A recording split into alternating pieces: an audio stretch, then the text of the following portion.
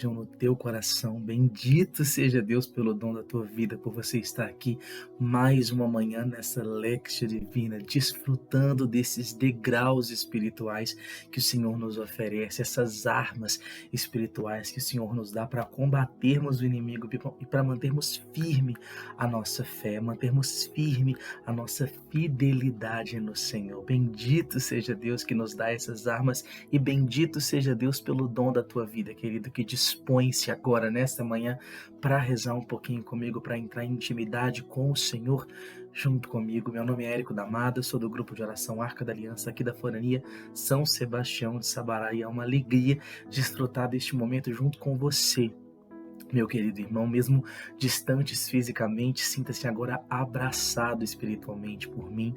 Sinta agora se abraçado pela renovação carismática católica da Arquidiocese de Belo Horizonte. Louvado seja o nome do nosso Senhor Jesus Cristo. Nós aqui nos reunimos em nome de um Deus que é Pai, Filho e Espírito Santo. Amém. Antes de nós prosseguirmos para a nossa Lexia Divina, para nós desbravarmos os mistérios que Deus nos tem a falar neste sábado, já te convido a se inscrever aqui no canal da RCCBH. Aperta aí o botão de se inscrever e já ativa o sininho para você ficar por dentro de tudo que acontece aqui na programação da RCCBH, para nutrir a tua vida espiritual, a tua caminhada junto com Deus dentro da espiritualidade da renovação carismática. Glórias a ti, Jesus. Bendito seja. Meu irmão, minha irmã, te convido nessa hora a fechar os seus olhos e a rezar comigo. Nós possamos começar essa Lexia Divina clamando o Espírito Santo de Deus, invocando o Espírito Santo de Deus para fazer presença aqui no nosso coração. Espírito Santo de Deus, eu peço que nesta hora, Espírito, venhas de encontro a todas as minhas necessidades. Te peço, Espírito Santo, que neste momento de intimidade com a palavra do Senhor, eu seja, Espírito Santo, capaz de separar todas as minhas angústias. Eu seja capaz agora de fazer com que essas angústias elas realmente diminuam, a fim de que somente a tua glória seja transparecida através do Evangelho, através da palavra que o Senhor quer trazer, que o Senhor quer nos comunicar. Espírito Santo de Deus, que essas palavras sejam palavras que venham trazer acalanto para o meu coração, que sejam palavras que venham trazer conforto, que venham trazer também exortação, também sinais de salvação na minha vida. Espírito Santo de Deus, eu invoco agora a tua presença, Espírito Santo, sobre as minhas fraquezas. Vem, Espírito Santo de Deus, sobre tudo aquilo que ainda me afasta da presença do Senhor, sobre tudo aquilo que me impede de enxergar a palavra como a presença do Cristo verdadeiro, autêntico no meio de nós. Vem, Espírito Santo de Deus, já modelando meu coração, transformando meu coração, transformando a aridez do solo do meu coração em um verdadeiro jardim, onde a palavra pode brotar, a palavra pode germinar, a palavra pode gerar frutos em mim, frutos de convicção. Espírito Santo, tu bem conheces as minhas necessidades, tu bem conheces as minhas batalhas, tudo aquilo que tem me angustiado, tudo aquilo que muitas vezes tem limitado a minha oração, tem limitado o meu diálogo com o Senhor. Mas, Espírito, nesta manhã eu quero te pedir, Espírito Santo, quebra tudo isso. Vai quebrando agora, Espírito Santo, e fazei-me entrar em plena sintonia com o mover do céu, em plena sintonia com os anjos do Senhor que agora acampam aqui ao meu redor, enquanto esta palavra é degustada, é apreciada, que os teus anjos possam fazer morada aqui também, que todo o céu venha se encontrar com este nosso momento de oração. Fazendo-nos, Espírito Santo, nos unirmos àqueles que já estão na presença do Cristo. Dá-nos essa graça de conviver nesta hora com aqueles que já foram eleitos, aqueles que já estão desfrutando do paraíso ao lado do Senhor. Vem, Espírito Santo de Deus, vem, Espírito Santo. Mãezinha, pelas tuas mãos eu entrego essa Lexia Divina, eu entrego a vida desses irmãos que acompanham a Lexia Divina. Mãezinha, que assim como o Evangelho vivo, encarnado, o Verbo encarnado, modificou a tua história, modificou a história da humanidade, fazer com que esta palavra ela possa também encarnar nos nossos lábios e nos nossos corações e promover em nós a salvação. Sede nosso modelo, Mãezinha. Ave Maria, cheia de graça, o Senhor é convosco. Bendita sois vós entre as mulheres, bendito é o fruto do vosso ventre, Jesus. Santa Maria, Mãe de Deus, rogai por nós, pecadores, agora e na hora da nossa morte. Amém. Glória a Deus. Glória a Deus. Hoje um sábado de muita alegria. Essa Lexia Divina completou um ano na tua companhia. Quero te agradecer, antes de nós prosseguirmos com a leitura, agradecer mais uma vez pelo dom da tua vida, pela tua fidelidade. Você que talvez esteja nos acompanhando aqui pela primeira vez, seja bem-vindo. Há um ano nós temos feito essa rica experiência de experimentar o próprio Cristo, que emana da palavra, como o Concílio Vaticano II propõe. Bendito seja Deus. O evangelho que o Senhor reserva para nós nesta manhã está no Evangelho segundo São João, capítulo 11, versículos de 45 a 56. São João, capítulo 11, versículos de 45 a 56. Assim diz a palavra. Naquele tempo, muitos dos judeus que tinham ido à casa de Maria e viram o que Jesus fizera, creram nele. Alguns, porém, foram ter com os fariseus e contaram o que Jesus tinha feito. Então os sumos sacerdotes e os fariseus reuniram o conselho e disseram: o que faremos? Esse homem realiza muitos sinais. Se deixamos que ele continue assim, todos vão acreditar nele e virão os romanos e destruirão o nosso lugar santo e a nossa nação. Um deles, chamado Caifás, sumo sacerdote em função naquele ano, disse: vós não entendeis nada. Não percebeis que é melhor um só morrer pelo povo do que perecer a nação inteira? Caifás não falou isso por si mesmo. Sendo sumo sacerdote em função naquele ano, profetizou que Jesus iria morrer pela nação. E não só pela nação, mas também para reunir os filhos de Deus dispersos. A partir desse dia, as autoridades judaicas tomaram a decisão de matar Jesus. Por isso Jesus não andava mais em público no meio dos judeus. Retirou-se para uma região perto do deserto, para a cidade chamada Efraim. Ali permaneceu com seus discípulos. A Páscoa dos judeus estava próxima. Muita gente do campo tinha subido a Jerusalém para se purificar antes da Páscoa. Procuravam Jesus e, ao reunirem-se no templo, comentavam entre si: o que vos parece? Será que ele não vem para a festa? Palavra da salvação. Glória a vós, Senhor. Primeiro momento da Lectio Divina em que nós somos chamados a entender essa leitura. O que esse texto está dizendo? Esse texto ele vai comunicar do momento em que toma-se a decisão a respeito do julgamento de Jesus. Esses judeus que ali estavam ali aguardando a vinda desse Messias que vem inaugurar um novo tempo, inaugurar um tempo de unidade entre aqueles que seriam posteriormente os cristãos. Esse Jesus, ele nos seus discursos, nas suas pregações, nas suas partilhas, nas suas curas, nos seus milagres, tudo isso que Jesus ia fazendo ao longo de sua trajetória de vida missionária, fazia com que os judeus fossem pouco a pouco se convertendo. E aquilo incomodava profundamente esse grupo de fariseus.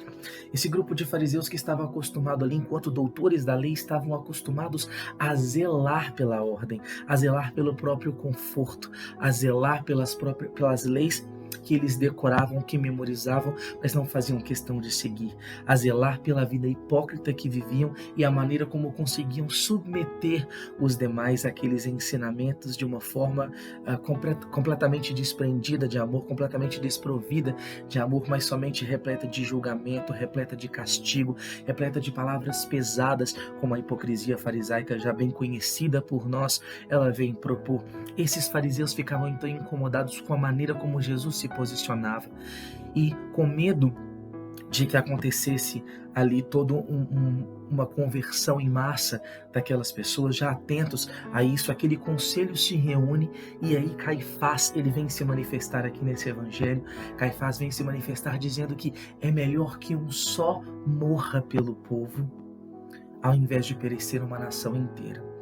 Caifás, nesse instante, fala a respeito de Roma.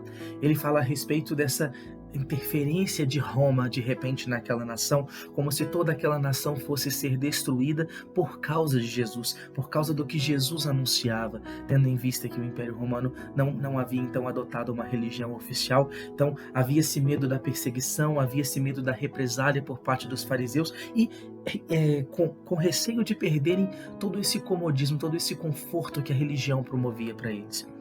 Então Caifás acaba profetizando essa morte de Jesus. Interessante nesse movimento aqui da palavra que nós vamos perceber que Caifás ele vai se posicionar dessa forma, dizendo a respeito daquilo que é humano, dizendo a respeito daquilo que é material, dizendo que era melhor manter a ordem ali em termos políticos mesmo, mas na verdade já havia, segundo o coração de Deus, um segundo sentido, porque de fato a vontade de Deus era que um só morresse para que toda a nação fosse resgatada. Por isso que aqui nos versículos 51, a partir do versículo 51, vai se dizer que na verdade ele não falava aquilo por si só, ele não falava aquilo somente por aquela realidade, mas ele falava também por aqueles pelo que seria a reunião dos filhos de Deus que estavam dispersos. Jesus vem então ressignificar a nossa identidade, e isso é a Páscoa. A Páscoa, esse momento tão importante celebrado pelos judeus, celebrado até hoje por nós católicos, ressignificando um pouco essa grande festa, mas a Páscoa era a celebração da libertação do Egito.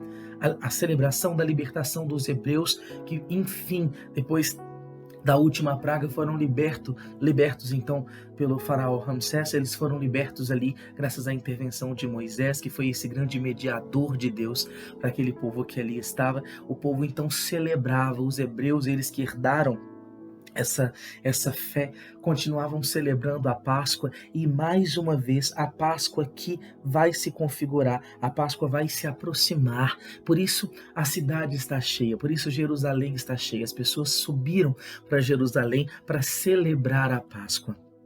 E o Evangelho já vem anunciando como será essa nova Páscoa, esse ressignificar da Páscoa, esse novo cordeiro que será imolado e vai marcar com o seu sangue aqueles que pertencem aos céus. Essa é a unidade aqui a qual o Senhor vai se referir através da palavra humana de Caifás, que profetizava sem saber que estava profetizando, pensando no próprio interesse, pensando no próprio conforto. Ele acabava profetizando a realidade que Deus já tinha separado para todo aquele povo.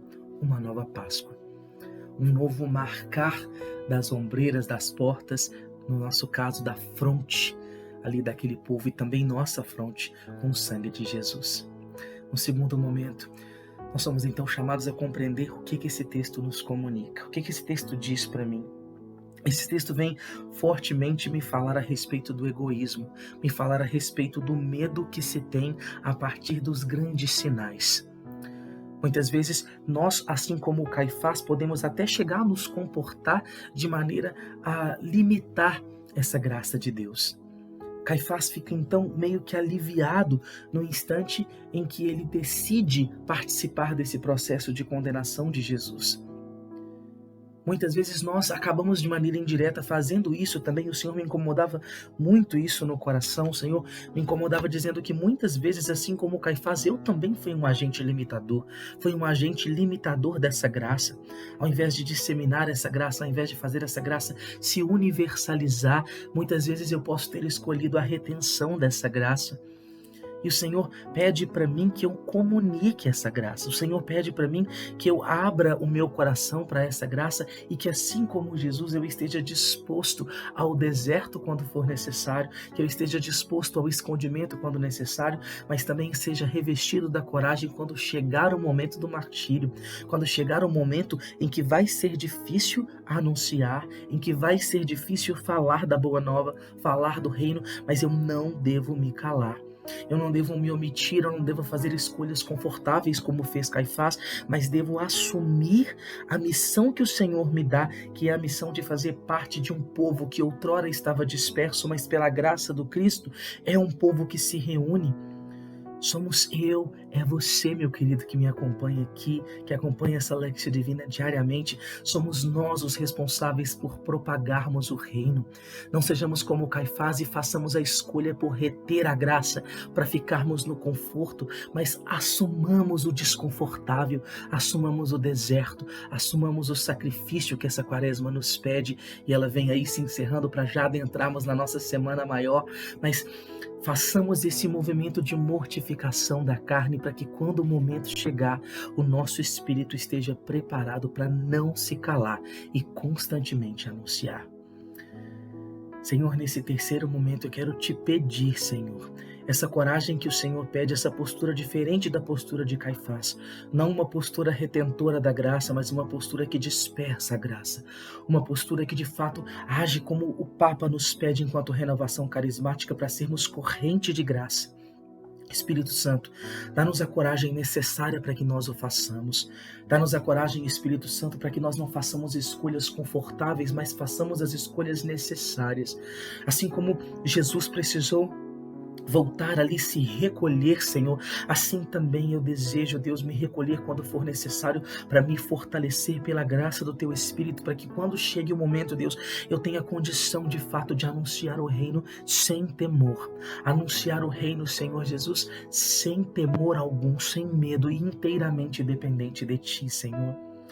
Eu te peço, Deus, que a minha fé seja como a fé desses judeus que, ao observarem a tua pregação, ao observarem a tua conduta, já se converteram, Senhor. Retira do meu coração qualquer tendência de ser como esses outros que foram ter com os fariseus, como a palavra vai narrar. Senhor, que o Teu Espírito Santo possa nessa hora retirar do nosso coração toda falta de fé no que é infinito, toda falta de fé no que realmente vale a pena, que é o Senhor, que é perseguir-te, Deus, até o fim. Ajuda-nos, Espírito Santo, fortalece-nos, Espírito Santo de Deus, fortalece-nos. No momento de contemplação, me vem forte a sabedoria de Jesus. O comportamento idôneo de Jesus e a sabedoria dele de se retirar neste momento em que ele vai receber ali sua primeira condenação, em que ele vai receber esses primeiros indícios de um julgamento mais relativo à política. Ali ele vem então e faz a escolha pelo escondimento, porque ainda não era chegada a hora dele. O Senhor soube se recolher nos momentos em que precisou se recolher e soube se posicionar nos momentos em que precisou se posicionar. A sabedoria do Senhor é o que vem mais forte aqui no meu coração. O quanto Jesus foi sábio, o quanto eu preciso aprender com Ele, o quanto nós precisamos aprender com Ele. Versículo que muito me fala ao coração, vem justamente Por isso Jesus não andava mais em público no meio dos judeus. Retirou-se para uma região perto do deserto, para a cidade chamada Efraim. Esse retirar-se de Jesus é um versículo que me incomoda muito, que fala muito forte no meu coração, porque diz muito dessa sabedoria, dessa coragem, desse equilíbrio que o Senhor pede de nós. Nos momentos de nos recolhermos, para que nós nos reconheçamos, para que nós nos fortaleçamos e então tenhamos coragem de descer a montanha e enfrentar o martírio tão necessário para que nós alcancemos a glória. Bendito seja o nome do nosso Deus, bendito seja o nome de Jesus Cristo. E eu te desejo um bom dia, um bom sábado, que Deus te abençoe copiosamente, meu querido irmão. Nós estivemos e permaneceremos unidos em nome de Deus, que é Pai, Filho e Espírito Santo. Amém. Um abraço, fiquem com Deus.